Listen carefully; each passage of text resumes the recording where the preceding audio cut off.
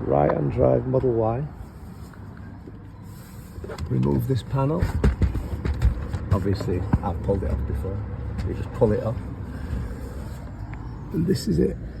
There's a screw at the very top that you have to get. You have to lower the trim under the steering wheel. There's a screw in there and a plastic clip in there. And then just move it to the side so you can get to that top screw there. Once you've removed the top screw, like that.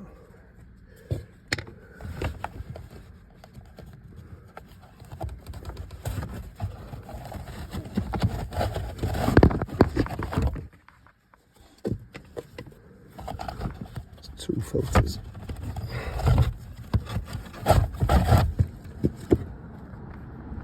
These clips are a bit shite and some of them have broke taking it out. It might be worth having a few of those in stock if they break. So to switch the fan off, it looks like you press this and then there's a power button here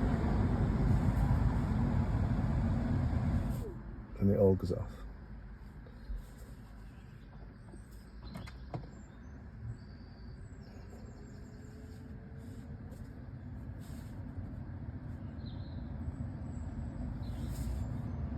Now because the filter's changed, that's working well.